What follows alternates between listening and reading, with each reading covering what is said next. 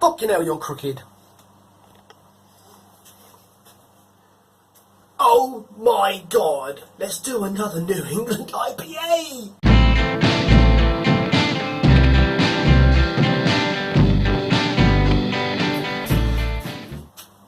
Okay, sorry. Okay, so, this, I don't know what you would call this. There is a real craze at the moment, in the UK especially. I know it is in the US, but in the UK it's really starting to go crazy in the UK. Hazy IPAs, New England IPAs, hazy pale ales, you know, Verdant, Colonel, Cloudwater, they're all doing them. And I've been drinking a lot of Cloudwater beers lately, and you know what's really good with these kind of beers, like Verdant and Cloudwater, they're really, what they do is they put the recipe, or not technically the whole recipe with the, you know, the minutes of the additions and everything, but they put pretty much the recipe on the back of the can. How fucking awesome's that? You know, so this beer is taken from I drank, and it's inspired by a Cloudwater beer that I drank, and I've decided to kind of try and make a recipe based on a Cloudwater beer. So it's gone through a couple of iterations and different names. It started off as just being called a Cloudwater Double IPA. I've now you know, now after I've brewed it, obviously, you know, you're going to see the footage from the brew day video after my introduction. But now after I've brewed it, I've decided to call it, you know, in the kind of the Cloudwater style, you know, a DDH Citra Chinook Double IPA, you know, in the typical style you would get at the bottom of a Cloudwater can. You know, and I think that's quite a nice way to, you know, to title it, because it's, you know, massive dry hop I gave it. You know, it was Citra, it was Chinook, and they're the flavours that come through in the beer. And it's a double IPA, you know, it comes in at like 8.2% I think it is. So anyway, look, watch the video. It was a really nice brew day, you know. Again, it's with my new mash tun, the Old Faithful, that's becoming, proving to be really good, a really good purchase. You know, it's a really nice brew day. I'll go through the dry hop additions. There's a little bit where I started to do some top cropping of the yeast, which is the first time I've ever done that, because, you know, the yeast that I use in this particular recipe was a bloody expensive yeast, and I don't want to get just one use out of this. You know, I want to make sure that I do a few beers. So I think a lot of the kind of the hazy IPAs I do over the forthcoming summer are going to be done with this particular yeast. Yeah, so once I've gone through all of the dry hopping and everything, we'll get through to the taste test, and so you'll get to see exactly what this beer looks like. But yeah, look, enjoy the brew day video, enjoy watching the top cropping and the top cropping, and the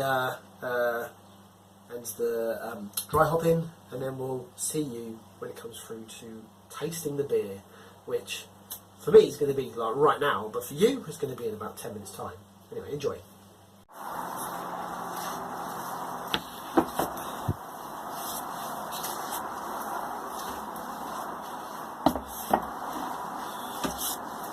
Calculating. We got our mash currently sitting at 65 degrees. I want to get it up to 69.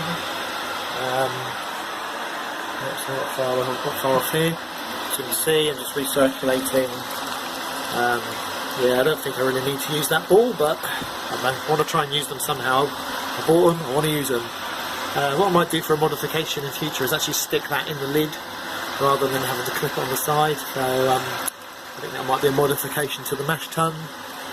So as you can see, the warts kind of coming in at the back. Not much is happening down near the front, so I want to kind of try and make that happen all the way around. Anyway, so yeah, recirculating. Going to do this probably for the next half an hour, and then we will be ready to start sparging and to mash out. Cloudwater Double IPA. So, as you can see, it's quite a simple recipe. The main grain bill is pretty simple. So I'm blowing around. 6 kilos of, whoop, really windy. So 6 kilos of pale ale. I've used Golden Promise. 1 kilo of flaked oats. 1 kilo of wheat malt. 500 grams of Vienna malt. and then it's down to the hop schedule. So yeah, mashing in at the moment, still recirculating, up to 70 degrees now, which is perfect. So I'm going to let that sit and recirculate at that temperature for the next 22 minutes, and then I will start to mash out. But so far so good. Yeah, I mean the hop schedule is the most complicated thing with this particular recipe. So I've got focus. So yeah, we got 15 grams of Chinook in at the beginning of the boil. We got 60 grams of Chinook and Citra both in at the whirlpool. And we're using Vermont Ale for this particular one, which came in a really nice tube. Really like the packaging for this one. So yeah, I'm going to use this one. I've done a yeast starter for it, so that's sitting cold crashing at the moment. And as you can see, the main part of the hop schedule is I've got 150 grams of Citra going in at there's 12 days left in the fermentation, and 150 grams in at the last 5 days. And that's pretty much it. It's actually quite a really simple recipe. Hoping for an alcohol by volume of about 7.6. I don't want it to be over the top strong. I really want to, really concentrate on those hop characters for this one, and a nice kind of light coloured but full body. Obviously with the maltodextrin as well, and I'm going to get a really nice, good mouthfeel hopefully out of this one. So, yeah, not long left now. 20 minutes left on the recirculation, and I will start doing the mash out. So, one of the things that I decided to do for this brew, considering it's a hazy IPA, New England IPA style kind of beer, these Cloudwater kind of style IPAs. One of the things I wanted to really concentrate on for this particular brew was the water profile. So for this particular brew, and I'm going to start trying to do this for all of my future brews actually, because apparently it's really important, and I'd like to try and find out whether that makes a difference to my beer. Is to try and concentrate on my water profile. So I've got water profile printout from Thames Water. Obviously I'm in the southwest London area, so I'm on Thames Water. Managed to get all of the information that I needed to do with how much calcium, chloride, sulfates, magnesium, all that kind of stuff. How much of that was in the water. And so I've entered all of those details into it's just a spreadsheet called Brew and Water, and decided on the water profile that I wanted to have for this particular beer. So I went for like a pale ale kind of style water profile, and it gave me some amounts of water additions that I needed. So some of the things that I've needed to add is I've got some calcium chloride, I've got some calcium sulfate, and the last bit was some Epsom salts. So I had to, for each 20 litre amount of water that I've put in, so I've got 20 litres that went into the mash, I've got another 20 litres that sat by ready for sparging. I've added, for this particular one, it was 2.8 grams of calcium sulfate, 2 grams of calcium chloride, and then 0.2 grams of calcium chloride and 2 grams of Epsom salts, which gave me, the roundabout, it's not perfect, it's roundabout the right water profile that I want to have for this particular beer. So I've just taken my first pH reading, and the pH has come out roundabout, I'm aiming for between 5.2 to 5.4, and this came out at 5.3, so really, really pleased, that just through, making sure that everything that I needed before going into the mash was at the right level, I'm coming out with exactly the right pH level while I'm in the mash. So it just goes to show that this working out beforehand doesn't actually work. So but obviously the proof for the pudding for this will be when I get to drink the beer. So running off, beautiful clear looking liquid here, really pleased. And let's get the sparge going. Nice.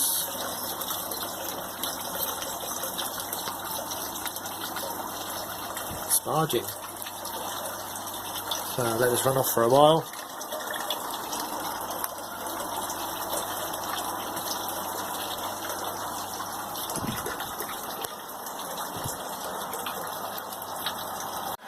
So looking at my wort, which is now in the, I've got half of it in the boil kettle. You can see there's, if you can see it, there's a few, looks like bits of oat. So a few little bits of oat have managed to make it through the false bottom of the mash tun.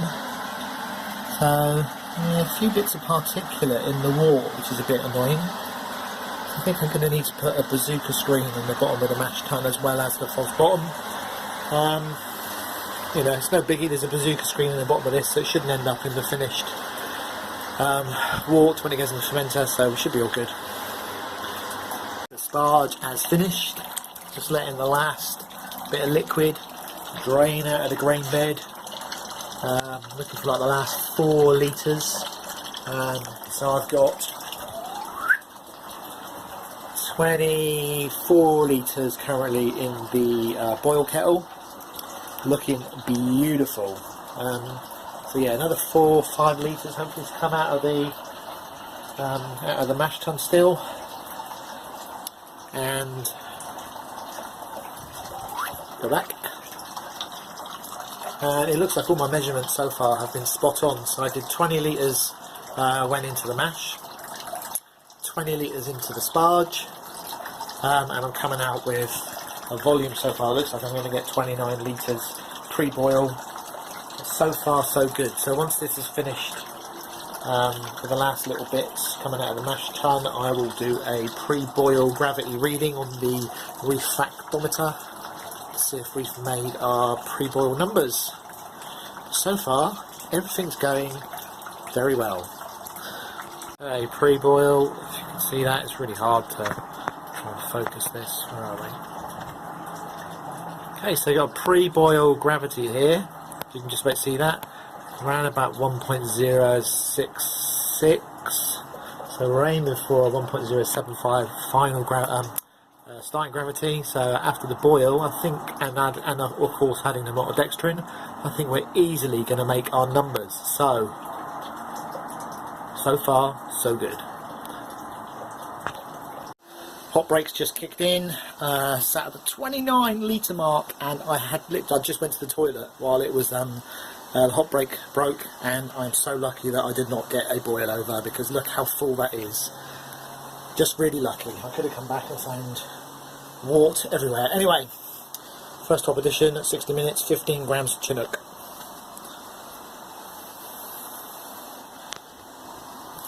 So we have 11:47, so I've got 13 minutes, well, 8 minutes left till I need to put the maltodextrin in. Just getting my chiller, I need to sterilise the fermentation bucket, so I'm chucking the chiller in with the star sand, just give it a quick clean, you know, just to sterilise it. I'm going to chuck it into the boil kettle in a minute, probably just after I've added the maltodextrin, just because I want to make sure that the maltodextrin's mixed in nicely with the wort. And then I'll chuck this in at the last 5 minutes after that, to sit and kind of clean off and, you know, get hot, I suppose. But yeah, not long left and we're getting ready to start chilling this stuff. We're now 5 minutes left in the boil. We're about to chuck in 500 grams of maltodextrin, or body brew as youngs call it, which is basically 100% maltodextrin. Anyway, so I'm going to chuck this into the boil kettle, and I'm going to put this back down. I don't need this. Give this a good stir. Stir this in.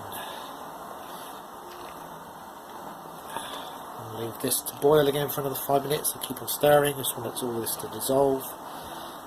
Obviously it's brought the temperature down. I'm going to keep stirring until this is dissolved, and then I'm going to put the chiller in and get ready for flame out. And I'll start with the steeping hops. Okay, so we've been chilling for a couple minutes now. Temperature's dropped down to just around the 80-degree mark. So I've got here 60 grams of Chinook and 60 grams of Citra. I'm going to chuck that in, give that a stir. You know, this should be a whirlpool really, but I've not really ever set up my boil kettle to work as a whirlpool. I'm going to try and swill the chiller bit around, get this to sit. Anyway, going to let it steep basically for the next 10 to 15 minutes, and then I will come back and continue chilling. Okay, don't know if you can quite see that very well. Let's get this. Okay, so taking a starting gravity reading, and as you can see, we are way over our numbers. So I was aiming for a gravity of 1.075. I've got a gravity of 1.081, which is absolutely amazing. I'm really, really pleased with this. Not only have I got a gravity of 1.081, but I've got more warts than I was hoping for. So I'm at about the 29 litre mark at the moment. So given, you know, once that cools down and it shrinks a little bit, I'm expecting to be about 26, 27 litres. So yeah, so far this is an extremely efficient brew. So really pleased. We're at 25 degrees. That's now looking cloudy as hell. That's got to be all of the oats that went into it, because now that's cooled down, that's gone cloudy. Usually you see some sort of clarity happen, but yeah, I think all the oats has made that this nice cloudy looking beer. Anyway, so I've got my fermentation bucket sat at the ready. I have here the yeast starter that I had. So this is the Vermont yeast from Yeast Bay. So that's going to go in.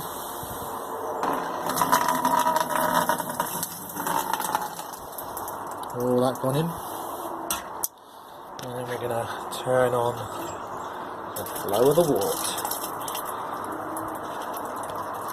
and we're going to let this fill up. So we shall see you when this one goes in the fermenter. Here we are in the fermentation fridge. We have finished up with like 24.5 litres. So just short of the 26 I was expecting, but there was a lot of crap at the bottom of the kettle, and of course the hops would have absorbed quite a little bit as well, taking up a bit of space. So it's not bad, 24.5. I would have thought about, considering how much we're going to dry hop this bad boy. There's about 300 grams of dry hopping going in. We're going to probably lose a litre or two due to absorption by the hops. So we're probably talking about a 23 litre, 22.5 litre final brew, which is okay, it's good. You know, it's come out higher than the expected gravity. But right, I'm going to leave this packed away in the firm fridge for a few days, and then we're going to do our first dry hop.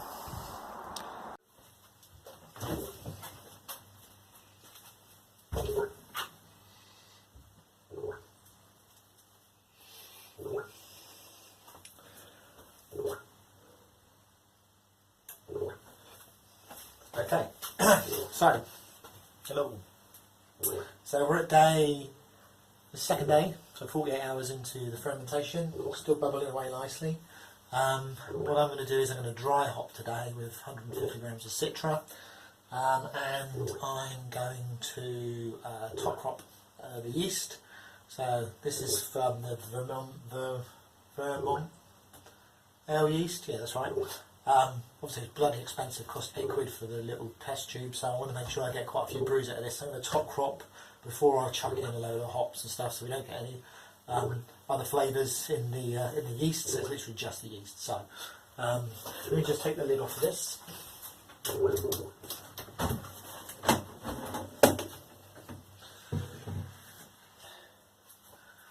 we can see, I don't know if you can see, we've got a really nice crowds in there. Now I've got here a, I don't know what you call that, but it's just like a spoon with holes in it. It's a plastic one, unfortunately. I want to get a metal one. So what I'm going to do is I'm going to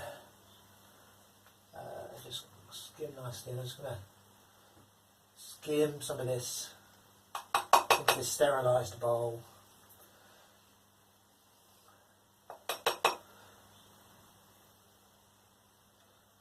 Get the stuff that's clean looking. Really nice colour this.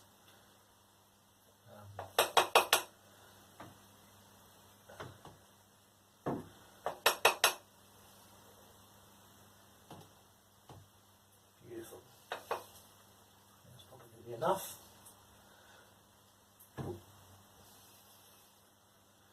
That's it. I think I've got everything I want from there.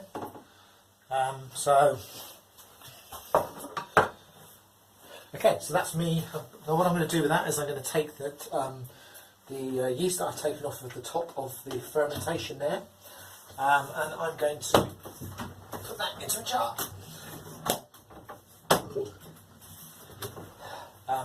Which I'll let you see in a sec. Okay, cool. So we have here the yeast that I took off of the top of the fermentation. I have here also, I have a sterilised jar, and I have also a sterilised lid. Yeah. And let's get some picture roll. Hands off. Cool. So, literally all I'm going to do is and I've also got here some this was boiled water. So I'll show you what I'm going to do. So basically, I'm going to take the yeast that we've taken off of the top there. I'm going to pour that into this jar.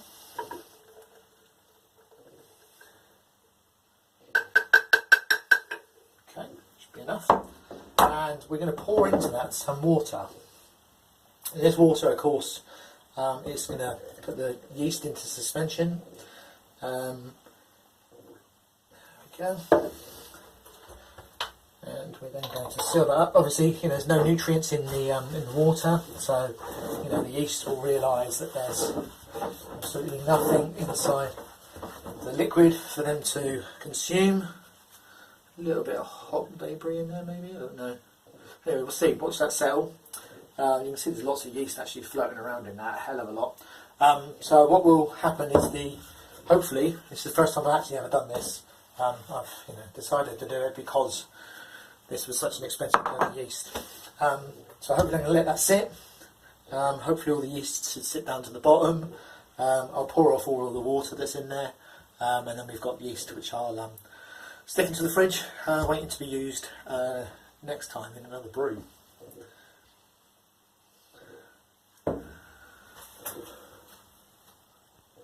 Just taking the lid back off again, I'm going to chuck the first top drop in now that I've just done the top drop into the yeast.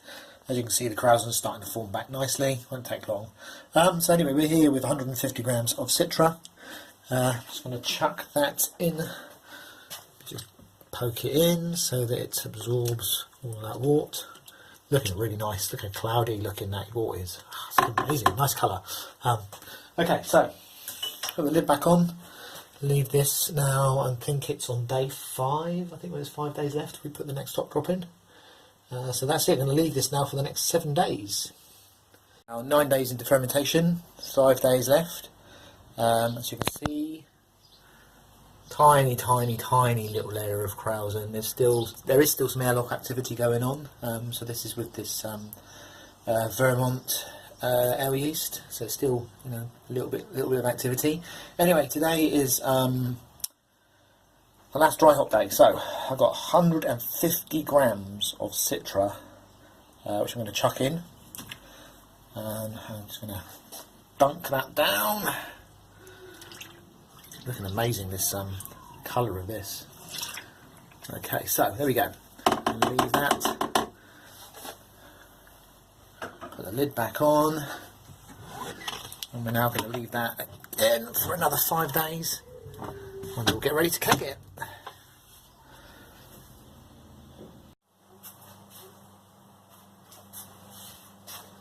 Okay, straight off the keg. Fucking look at that. That is Haze Nation number bloody one. Like, that is so cloudy. This has been in the keg now for 2 weeks, yeah, and it's showing no sign of clearing. You know, I normally expect, you know, I thought stick it in the keg, it's hazy as fuck, like proper, like you can't see through it. If I had a torch here, I'd try to torch. There's nothing going through it. It's proper hazy. Yeah, sorry. Excuse the nose. I've had a cold recently, so it's a bit, just getting over it, so it's a bit bunged up, so apologies for that. But yeah, look at it. It is hazy as hell. So this, you know, my intention for this was for it to be really, really hazy. That's exactly what I wanted. You know, I wanted this really, you know, this juice bomb of a hazy beer. And that's exactly what I got. You know, I think it's the wheat malt. Pretty sure I used Vienna malt in this, and it's also it's definitely the flake oats that I used in this. You know, the juice that you get off the flake oats. It's proper hazy, and that's exactly what I've got in here. So yeah, really pleased with how hazy that is. And the head, look at that beautiful, clean white head. It's amazing. So the aroma. You know, give you a hint on the aroma. I had a cold, so my nose has been a bit bunged up lately. But you can smell, you can hear it's not perfect. But I can still smell those juicy. That nostril's bunged up, but I can still smell like you know, fruity, passion fruit, mango. You know, it's just proper juicy tropical fruits. You know, I think people are getting sick and hearing stuff like that. You know, tropical fruits. But that's exactly the aroma I'm getting. So I put in here, you know, it's Chinook and it's Citra. So that's exactly what you'd expect from those. Now I'd expect a little bit more lemony kind of aromas from the Citra, but it's not what I'm getting. But yeah, you know, it's a proper cloudy New England IPA. It's exactly what I'd expect. Carbonation, you think you can see, it's looking really nice. You know, there's some nice light bubbles that are floating to the top, so I've got the carbonation just at the right level. You know, it's maintaining that head, this kind of like one finger high head. It's not showing any signs of dissipating, and you can see there's nice lacing on the side of the glass. Anyway, so now that we've had a look at it, we've had a whiff of it, let's have a bloody taste of it. Which I have been lately. It's not. I've only been drinking it for the last week. Not much. We're trying to kind of cut down on the amount of booze I've been drinking. Plus, I've been ill, so. But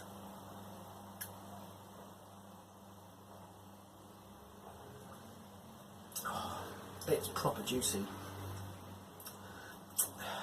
It's got that intense hop taste that you would get with a Cloudwater beer. So it's really not disappointed at all there.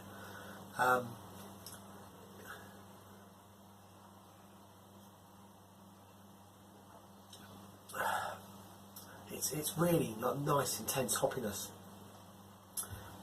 There's a slight maltiness, as you'd expect with a double IPA, to be honest, but it's really light. But because I use Golden Promise for this rather than using Maris Otter, you know, the maltiness is not as intense as you'd expect it to be with Maris Otter. You know, Golden Promise has got a much lighter taste to it. The mouthfeel's really good though.